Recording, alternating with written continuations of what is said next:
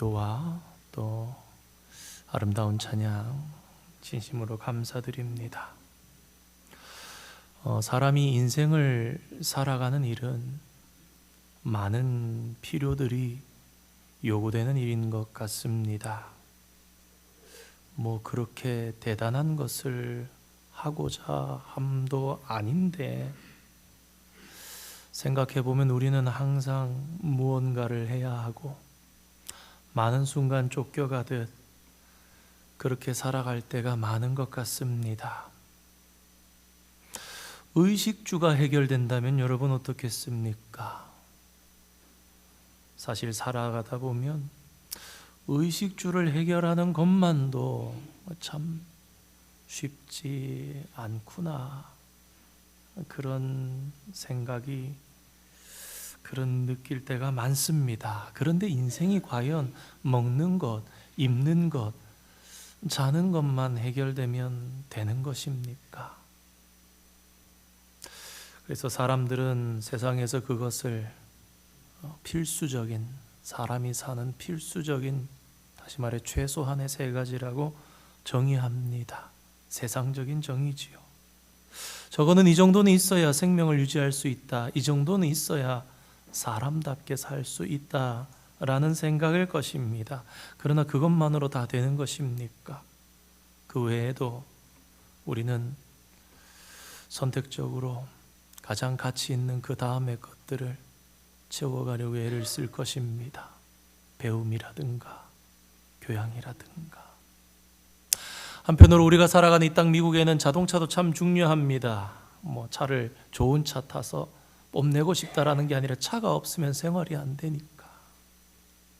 어떤 분이 결혼하기 전에 미국에 혼자 오셨는데 제일 먼저 해결해야 되는 우선순위 중에 한 가지가 신분증 아닙니까?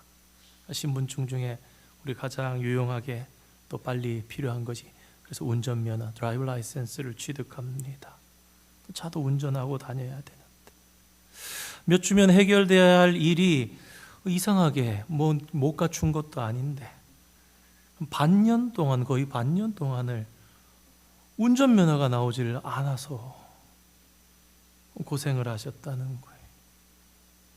상상을 해보면 어떻습니까? 차가 없는 것도 며칠이고 몇 주지, 아무도 아는 사람 없는 곳에 홀로 와서 당장 먹고 마시는 것만 해결해도 어떻게 해야 됩니까? 구르마라든가 카트 같은 거라도 있어야지. 거기 음식 담고 거기 물 담고, 대도시에 4차선 왕복 8차선 이런 데를, 그게 보기에도 굉장히 위험하지 않습니까? 그거를 밀고 막 물을 실어 나르려면 적어도 이 일을 자주 안 하려면 어느 정도, 음식을 실어 나르려면 어느 정도, 그런 분들을 우리가 본다면은 그런 생각하지 않겠습니까? 저분 왜 저러실까? 무슨 사연이 있을까? 아니, 왜 저렇게 안전하지 못해 보이게, 도로를 왜 저렇게 위험해 보이게 저러셔야 되는 걸까? 편리하게 한국에서 살다가 선진국이라 생각하는 미국에 와서 너무 고생스럽게 그렇게 살면서 정착했다는 이야기를 들은 적이 있습니다. 성도 여러분, 우리 인생에 있어서 꼭 필요한 것은 무엇입니까? 의식주입니까? 미국에서 살려면 차량일까요? 우리는 의외로 남의 눈치를 많이 봅니다. 많은 이들이 살아가는 방식을 따르려고 합니다. 한편으로는 요새도 하는지 모르겠지만 자연인이다 그러는 프로에 나오는 것처럼 그 사는 것이 잘못된 것 아니지 않습니까? 또 우리 인생에 있어서 정말로 해나가야 하는 것은 무엇일까요? 성경은 하나님께서 우리를 특별히 창조하셨다 말씀합니다. 특별히 창조하셨다라는 것은 우리를 만드신 목적이 있다라는 것입니다. 하나님께서는 물론 우리의 목적뿐만 아니라 하나님께서 우리에게 기쁘게 하시려고 인생 가운데 베풀어 두신 다양한 크고 작은 즐거움들도 이 세상에는 많이 있습니다. 그러나 가장 원하시는 것이 있습니다. 그래서 그것을 우리가 잘하기를 하나님께서는 기뻐하고 원하십니다. 날이 저물어 갈 때였습니다. 아무것도 없는 빈들이었습니다. 사람들은 거의 3일 동안 아무것도 먹지 못했습니다. 남자만 약 5,000명, 노인들과 어린아이들과 여자들까지 합친다면 이 놀라운 기적은 약 2만 명이나 되는 사람들이 체험하게 되었을 것이라고 성경학자들은 말합니다. 그러니 이 기적을 몇 번만 행하신다면 예수님께서는 그야말로 이스라엘 안에 있는 모든 가난과 기근의 문제를 해결하실 수 있어 보였습니다. 사람들이 보기에 이 이적은 예수님께서 그렇게 애를 쓰고 어렵게 하신 것이 아니었습니다. 그저 어린아이의 도시락을 가지고 축복기도 하시고 제자들에게 나누어 주라. 다 먹을 때까지 떨어지지 않은 거거든요. 계속 나눠줄 때마다. 10만 명이라고 떨어졌겠습니까? 100만 명이라고 떨어졌겠습니까? 다 못 먹어 거둔 것이 그렇죠. 더 많이 먹었으면 더 많은 사람들이 있었으면 더 많이 거둬들었겠죠. 남아서. 그들은 정말로 배가 많이 고팠던 상황에서 떡을 먹고 그들의 육신의 배가 불러진 것을 그 자리에서 느꼈습니다. 이 파급 효과는 실로 대단했습니다. 약 2만 명의 사람들은 저마다 마음으로 머릿속으로 상상의 나래를 펼쳤습니다. 이야 놀랍다. 이런 일이 어찌민가. 야 이것을 어떻게 이용할 수 있을까.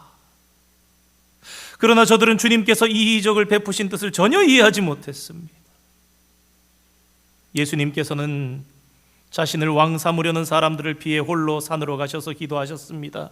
그리고 새벽에 물 위를 걸어서 제자들이 큰 바람과 파도 속에서 힘겹게 노를 젓고 있던 그 제자들의 배에 오르시고 함께 갈릴리 호수 건너편으로 가셨습니다. 이튿날이 되었습니다. 사람들은 예수님을 찾습니다. 찾지 않을 수가 없지요. 놀라운 분이 여기 있는데, 내 인생을 해결해 줄 분이 여기 있는데, 우리나라를 속박으로부터 구원할 분이 여기 있는데, 그런데 열심히 찾아도 사방을 뒤지며 얼마나 열심히 찾았는지 찾아도 찾아지지 않습니다. 마침내 예수님께서 지금 계신 가버나움에까지 이르려 상봉하게 되었습니다. 이런 열심 얼마나 대단한 것처럼 보입니까? 그 지경에 사방팔방을 다 뒤지다가 배가 돌아온 것을 보고는 배를 타고 가버나움까지 와서 예수님을 만난 사람들,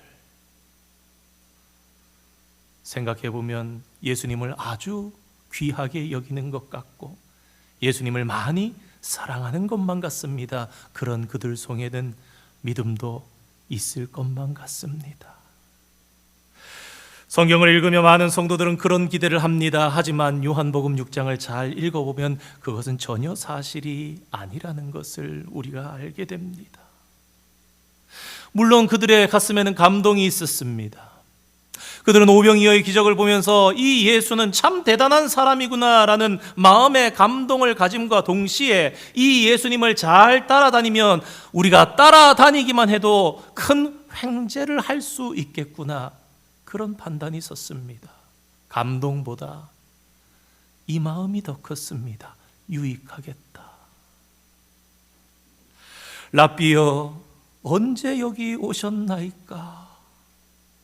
겉으로는 존경과 주를 향한 관심과 사랑으로 다가오는 것 같은 그들을 향해서 예수님께서는 그들의 질문에 한 대답이 아니라 다른 말씀을 하십니다. 너희가 나를 찾는 것은 표적을 본 까닭이 아니요, 떡을 먹고 배부른 까닭이로다. 복음서를 보면 마태복음, 마가복음, 누가복음은 예수님의 이적이라고 말합니다. 그런데 요한복음만은 특이하게 이적이라고 하지 않고 표적이다, 그렇게 말합니다. 표적은 무엇입니까? 어떤 징표라는 것입니다. 증거라는 것입니다. 나타낸다라는 것입니다. 무슨 증거, 무슨 징표입니까? 너희가 지금 눈앞에 보는 이 예수님께서, 이 표적을 행하시는 예수님께서 바로 하나님의 아들이시다, 메시아이시다라는 것입니다. 가나의 혼인잔치에서 물을 포도로주로 만드신 게 이분이 메시아시다, 그 얘기라는 거예요. 왕의 아들의 신하를 고쳐주신 것, 실로암 연못에서 소경을 눈을 뜨게 하시고 죽었던 나사로를 살리신 것, 이 모든 일들이 예수님이 하나님의 아들이시다, 메시아이시다, 우리가 기다리던 그분이시다라는 것을 나타내는 표적이라는 것입니다. 그러나 지금 백성들은 오병이어의 기적을 통해서 표적을 보는 것이 아니라 그저 떡을 먹고 배부름으로 만족을 누렸고 그것으로 인해 감동됐고 그 이익에 눈이 멀어 있었다라는 것입니다.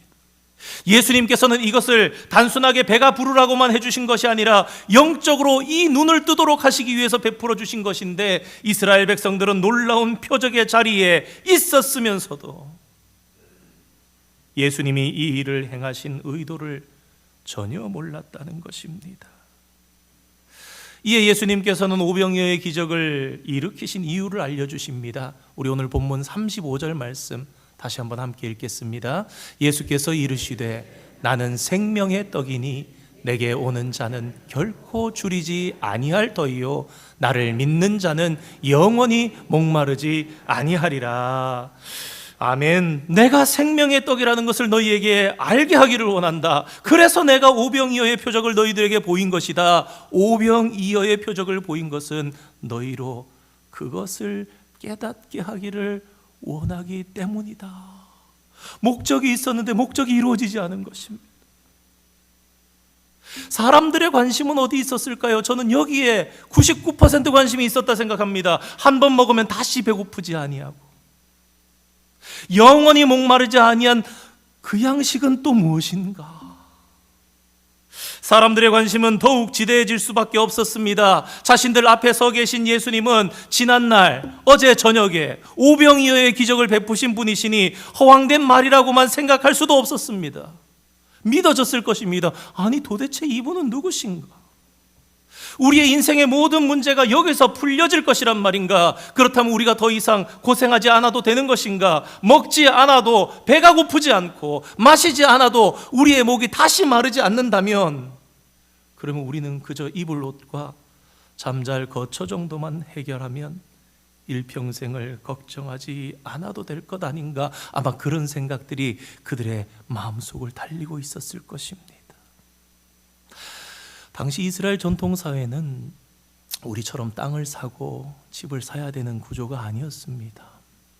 여호수아 때에 하나님께로부터 분배받은 당신들의 조상에게 주신 유업을 아들에게 또 아들에게 갈수록 찢어서 나눠주면 되는 거예요. 집은 어떻게 짓느냐? 집은 정혼을 한 후에 잠시 한 1년간 떨어져 지내는 겁니다. 그 1년 동안 뭘 하느냐? 신랑은 한 가정의 가장이 될 준비 능력을 보여주는 겁니다. 아버지, 저 장가 가야 되겠습니다. 그러면 땅을 떼줍니다. 땅을 떼주면 아들은 그 1년 동안 신혼집을 짓는 겁니다. 자기 손으로. 그게 이스라엘 사회에서 이 사람이 성장해서 한 가정의 가장이 될 능력과 책임과 의무를 행할 수 있게 되었구나 증명하는 겁니다.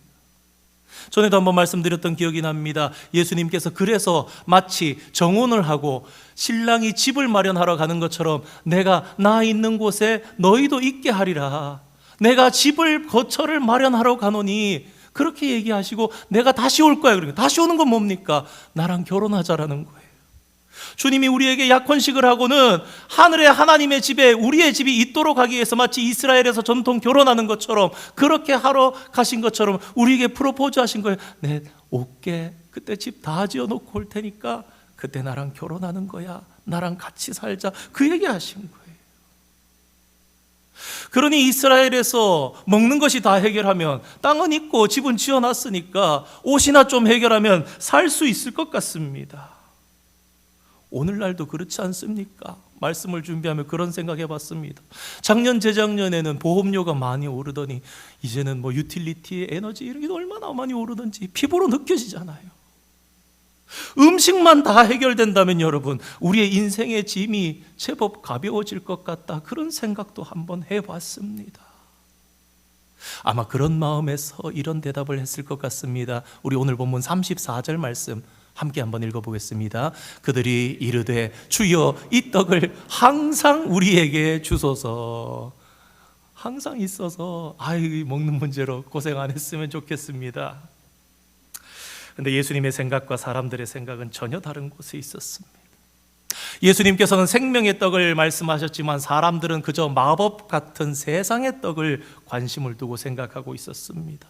다시 말해서 예수님께서는 영적인 메시아로 이 땅에 오셨지만 사람들은 물질적인 메시아를 기대하고 있었다는 것입니다. 그래서 예수님과 사람들과의 대화는 완전히 다른 차원을 달리기 시작합니다. 사실 오늘 본문 가운데 다루는 것은 요한복음 6장 59절까지 혹은 68절 9절까지 가야 좀 이렇게 될 수도 있지만 또 예배 가운데 너무 많은 본문을 읽기가 어려울 수도 있어서 어떻게 생각하면 이 오병이어의 기적 표적 이후에 이 표적을 베푸신 것에 대해서 설명하면서 예수님께서 말씀하시고 사람들이 거기에 의문을 가지고 묻고 또 예수님께서 대답해 주시고 이런 대화의 내용은 좀 철학적으로 보이기도 하고 그래서 좀 다소 이해하기가 어려운 것처럼 느껴지기도 합니다. 그런데 반대로 생각해 보면요, 다른 어떤 복음서보다 더 정확하게 예수님께서 우리에게 주시고자 하는 것이 무엇인지를 가장 잘 깨닫게 해주는 보석과 같은 말씀이구나라는 것을 우리가 알게 될 것입니다. 예수님께서는 오병이어의 표적을 보여주신 이유와 자신이 왜 하늘로부터 내려온 생명의 떡인지를 명확하게 밝혀주기를 원하셨습니다. 그리고 이것을 통해서 진짜 메시아가 무엇인지를 알려주기를 원하셨습니다. 너희는 물질적인 메시아를 기다리는구나, 물질적인 메시아를 원하는구나. 그러나 얘들아, 그것은 진짜 메시아가 아니란다. 진짜 메시아는 영적인 것이란다. 그렇게 말씀하는 거예요. 누가 그들에게 메시아가 그런 것이라고 말했습니까? 오해된 메시아는 바로 그러한 그들의 필요 속에, 그들의 상황 속에서 만들어진 것이었습니다. 나라가 약해서 로마의 속국 가운데 살아가니 다윗과 같이 장군처럼 일하는 왕이 새로 와야 된다라고 생각했고, 나라의 경제가 이렇게 힘드니 멋지고 훌륭한 경제 대통령 같은 왕이 나타나서 그들의 먹고 사는 일을 해결해 주기를 원했던 것입니다. 다시 말해서 그들의 필요에 따라서 성경 말씀의 예언대로가 아니라 각색되어진 메시아, 그들의 무지함과 그들의 욕심과 그들의 필요에 따라서 왜곡되어진 메시아가 그들이 말하는 메시아였습니다. 성경대로의 메시아가 아닌 것입니다. 그래서 그들은 그러한 각자의 색안경 속에 겉으로는 진짜 예수님이 이 땅에 지금 오셨지만, 그래서 그들 앞에서 그렇게나 애타는 마음으로 설명을 해주신 예수님을 결국은 그들이 버리고 말았습니다. 당시 예수님을 따랐던 무리는 세 부류 정도로 생각해 볼 수 있습니다. 첫 번째는 양식을 따라서 온 자들이었습니다. 육체만 채워주면 된다라는 것입니다. 영적인 메시아는 필요 없다. 우리는 떡을 만들어줄 메시아를 구한다. 그런데 그 중에는 좀 더 깨달음에 다가가려고 했던 자들도 있었던 것 같습니다. 무언가 저도 할 일이 있지 않겠습니까? 그러면서 하나님의 일을 언급합니다. 우리 28절 말씀 함께 한번 읽어보겠습니다. 그들이 묻되 우리가 어떻게 하여야 하나님의 일을, 이들은 좀 더 진리에 다가가기를 원하는 모습 같지만 곰곰이 깊이 생각해 보면 사실 결국 이렇게 묻는 이들도 관심 가지고 있었던 하나님의 일이란 무엇인가? 율법을 잘 지키는 일을 통해서 자신들도 무언가 공로로 하나님께 보탬이 되는 것이라 느끼며 여기면서 그렇게 자신들이 자격을 얻기를 원하고 생각하면서 하나님의 일을 어떻게 해야 하겠습니까? 그걸 묻는 거예요. 그러나 예수님께서는 진짜 하나님의 일이 무엇이라고, 너희가 어떻게 하면 하나님의 일을 하는지 아느냐, 이게 하나님의 일이야 무엇이라 말합니까? 우리 29절 말씀 함께 한번 읽어보겠습니다. 시작. 예수께서 대답하여 이르시되 하나님께서 보내신 이를 믿는 것이 하나님의 일이니라 하시니. 아멘. 구원받는 일에 대해서, 영생하는 일에 대해서 우리는 전적 무능입니다. 아무것도 할 수 있는 것이 없습니다. 그냥 믿음 가지고 주님을 붙잡는 거예요. 생명이 떡이신 그분을 그냥 먹는 것밖에 우리가 할 일이 없는 것입니다. 하나님께서 보내신 이 나를 하늘에서 내려온 생명의 떡인 줄을 너희가 알고 나를 먹음을 통해서, 나를 믿음을 통해서 영원히 배고프지도 목마르지도 않은 진짜 생명을 가진 자들이 되기를 원한다는 것입니다. 그러나 그들은 물질적인 메시아에서 색안경을 벗어날 수가 없었어요. 그래서 예수님이 하나님의 아들 되심도, 그리고 주님이 지금 저렇게 살아계신데 어떻게 살을 뜯어서 찢어서 우리에게 먹게 하신다는 건지 도무지 이해하지 못했습니다. 그들이 주님을 이해하지 못했던 이유는 크게 두 가지입니다. 첫 번째는 예수님은 영적인 메시아를 얘기했는데 그들은 보이는 물질적인 메시아에 집중했다는 것이고, 두 번째, 그들이 눈앞에 계신 예수님을 메시아로 받아들이지 못하고 그들의 색안경을 벗어주지 못했던 이유는 예수님의 출생지와 예수님의 가족들을 너무나 잘 안다고 생각했기 때문입니다. 우리 오늘 본문 41절 42절 말씀 다시 한번 읽어보겠습니다. 자기가 하늘에서 내려온 떡이라 하심으로 유대인들이 예수에 대하여 수군거려 이르되 이는 요셉의 아들 예수가 아니냐. 자기가 지금 어찌하여 하늘에서, 아멘. 사실 예수님은 유다의 족속으로 유대 땅 베들레헴에서 나셨죠. 우리가 잘 아는 것처럼 헤롯을 피해서 애굽에 계시다가 생명을 찾는 자들이 다 죽고 나서 지시하심을 따라 갈릴리 나사렛에, 그래서 나다나엘이 나사렛에 무슨 선한 게 날 수 있느냐 그랬지만 그 말이 사실인지는 몰라도 사실은 예수님 나사렛 사람이 아니라 베들레헴 사람이신 것이죠. 66절 말씀 함께 한번 읽어보겠습니다. 읽겠습니다. 그때부터 그의 제자 중에서 많은 사람이 떠나가고 다시 그와 함께 다니지 아니하더라. 아멘. 그들은 끝내 눈에 보이는 그 살, 진짜 사람의 생살을 먹어야 한다는 그것을 영적인 의미로 이해하지 못하고 결국 그 자리에서 대부분의 사람들이 떠나가고는 그들의 인생 중에 다시는 주님께 나오지 않았더라, 다시 함께하지 않았더라, 그렇게 성경은 증언합니다. 그러나 마지막 세 번째로 아주 귀한, 아주 소수의 사람들이 있었다는 것을 우리는 기억해야 합니다. 우리 요한복음 6장 68절 69절 말씀 한번 함께 읽어보겠습니다. 시몬 베드로가 대답하되 주여 영생의 말씀이 주께 있사오니 우리가 누구에게로 가오리까? 우리는 하나님의 거룩하신 자이신 줄 믿고 알았사옵나이다. 아멘. 기적의 떡을 먹고 놀라운 은혜의 자리에 있었지만 너무나 많은 사람들이 떠나가 버리고 말았습니다. 어떻게 생각하면 예수님의 수고, 예수님의 사랑, 예수님의 표적이 의미가 없어진 것 같아 보이지만, 그러나 이 68절 69절 말씀은 너무나 중요한 말씀입니다. 너희도 가려느냐? 예수님께서 남아있는 아주 적은 사람들에게 말씀하실 때 영생의 말씀이 여기 있사온데 우리가 어디로 가겠사옵나이까? 그러면서 깨닫고 진정 주님을 붙잡은 자들이 몇 사람이라도 있었다라는 것입니다. 말씀을 준비하면서 정말 천국은 좁은 문, 좁은 길을 가는 것이구나, 그런 생각을 다시 한번 해보았습니다. 교회 안에 있다고 정말 우리는 좁은 길을 가는 것인가? 다시 한번 우리 속을 생각해 봐야 된다는, 내면을 진솔하게 살펴봐야 된다는, 사도 바울이 그러했기에 매일 내 몸을 쳐서 복종시킨다고 말했는데, 우리 마태복음 7장 13절 14절 말씀 다시 한번 보면서 주님의 말씀을 새겼으면 좋겠습니다. 좁은 문으로 들어가라. 멸망으로 인도하는 문은 크고 그 길이 넓어 그리로 들어가는 자가 많고 생명으로 인도하는 문은 좁고 길이 협착하여 찾는 자가 적음이라. 2000년 전에도 오늘도 좁은 문으로 들어가는 자가 천국 백성이 되었고 천국 백성이 된다는 사실을, 이 귀한 진실을 다시금 기억하는 저와 여러분 되기를 원합니다. 천국은 누가 들어갑니까? 나의 모든 색안경을 벗어내리고 절대자이신 하나님을 대하며 그분께 듣는 것입니다. 그분을 따르는 것입니다.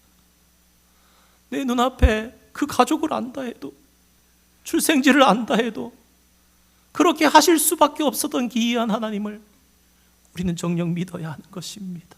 내 생각, 내 자격, 내 경험, 내 지식 다 내려놓고 말입니다. 며칠 전 새벽에 드렸던 말씀이 기억납니다. 돌 같은 내 마음 부서지는 것이 얼마나 어려운 일인지 말입니다. 우리 에베소서 1장 19절 말씀 함께 한번 읽어볼까요? 에베소서 1장 19절 읽겠습니다. 그의 힘의 위력으로 역사하심을 따라 믿는 우리에게 베푸신 능력의 지극히 크심이 어떠한 것을 너희로 알게 하시기를 구하노라. 아멘. 우리 불신앙의 비늘이 우리의 눈에서 벗겨지는 게 얼마나 어려운 일인지 우리는 잘 모른다라는 거예요. 돌 같은 내 마음이 조금씩 무뎌져서 예수님이 나의 주시구나 믿어진 것이 내가 좀 마음이 여려서 그런가? 아니요. 그 힘의 위력으로 능력의 지극히 크심으로 이루시고 역사하심을 통해서 겨우 벗겨짐을 당해서 주님 그렇게 알게 된 것이 저와 여러분이라는 것입니다. 그 어려운 일을 우리가 한 게 아니라, 우리가 깨달은 게 아니라 인류의 역사에 전생에 걸쳐서 주님께서 일하시고 그래서 그때 그런 말씀 들었던 기억이 납니다. 마치 계란으로 바위를 깨트리듯이, 마치 소의 귀에 경을 읽어서 깨닫게 하듯이 그렇게 주님께서 저와 여러분을 부르셨다고요. 그 지혜와 능력의 무궁히 크심으로, 그 역사하심으로 말미암아 말입니다. 사람들의 눈에 보기에 예수님은 마치 황금알을 낳는 거위와 같아 보였을 것입니다. 그래서 그 이야기의 결론처럼 그 무리는 그대로 두었다면 그 황금알 낳는 거위에 배를 가르고 마는 자들이었습니다. 그러나 영적으로 볼 때 예수님이 황금알을 계속 낳는 거위가 되려면 주님은 죽으셔야 했습니다. 참 아이러니하게 죽으셔야 황금알을 계속 낳는 거예요.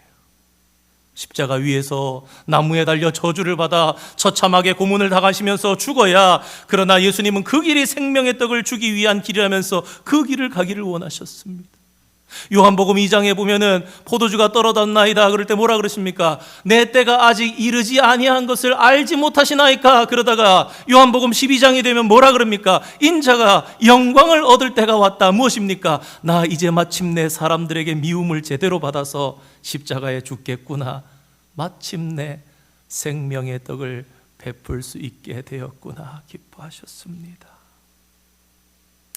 사람들은 지금 이 예수님을 그저 하늘에서 만나를 내리기만 하면 되는 그 정도의 존재에 계속 머물러 있으라고, 우리는 그저 육신만 잘 살면 되겠다 말합니다. 육신적으로 볼 때 그렇게 되면 주님의 목숨은 처참하게 빼앗기지 않을 것입니다. 그러나 결국 그것은 유월절의 어린 양 되신 그리스도를 잃어버리는 것입니다. 그런 삶을 선택할 때에 생명의 떡은 세상에서 없어지고 마는 것입니다. 미국의 동부 캘리포니아 그리고 네바다주 사이에 거대한 사막이 있습니다. 모하비 사막이라고 그러지요. 거기 보면은 미국 땅에서 가장 저점, 가장 해발 고도가 낮은 곳에 골짜기가 있는데 그 이름이 데스밸리입니다. 한글로 번역하자면, 굳이 번역하면 마치 성경에 나오는 사망의 골짜기.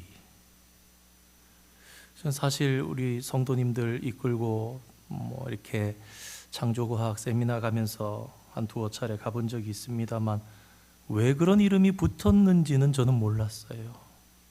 그래서 말씀을 준비하다 알아가지고 아이에게 설명을 해주려고 그러니까 아빠 그거 몰랐어? 그렇게 얘기를 하더라고요.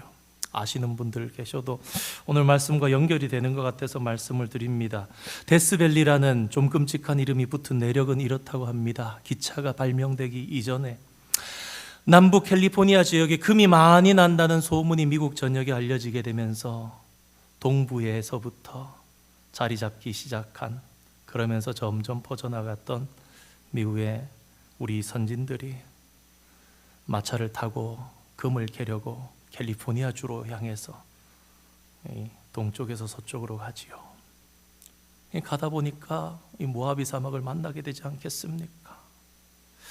이 데스밸리라는 큰 골짜기는 비가 오지 않는 반사막지대, 습윤지대라 그럽니다. 좀 더 정확하게는 우유빛깔처럼 소금이 껴서 호수를 이루고 있는 것처럼 보이기도 하고 파란색 호수처럼 보이기도 하는 그런 일들이 가끔 나타나는데 그게 진짜 물이 있는 게 아니라는 것입니다. 공중에 저만치의 푸른 호수가 보이니까 마차를 타고 열심히 조금만 더 가면 그 물에 닿아서 마침내 우리가 살겠구나. 그래서 열심히 가다 보면 그 호수는 더 멀어져 있다는 것입니다. 사라지거나 멀어져 있는 것.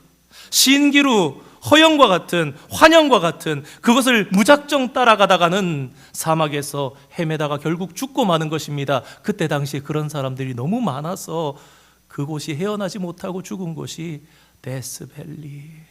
그래서 데스밸리라는 것입니다. 오늘 살아가는 사람들도 역시 각자가 무엇인가를 얻기 위해서 애를 쓰고 그것을 따라가는 것 같습니다. 그 목표는 저마다가 다르겠지요. 재물이나 권세나 세상의 지위나 명예나 지식이나 다양할 것입니다. 그러나 엄밀하게는 그것들은요 쉽게 잡을 수도 없을 뿐더러 잡는다고 해서 우리의 인생 가운데 영원히 있는 것이 아닙니다. 잠깐 우리에게 있다가 또 다른 자에게 그 영예가 가겠지요. 잠깐 내가 무언가 편법을 쓰듯이 잡으려고 애를 써도요 결국에는 마땅히 돌아갈 자에게 돌아가고 그 돌아갈 자에게 돌아간 것도 영원하지 않습니다. 다시 말해서 신기루, 환영과 같은 것이라는 것입니다. 오늘 저와 여러분은 어떤 메시아를 믿고 있습니까? 나는 내가 고백하는 메시아는 어떤 분입니까? 좀 죄송합니다. 그 주님이 진짜 다시 오실 권능의 주님이 맞습니까?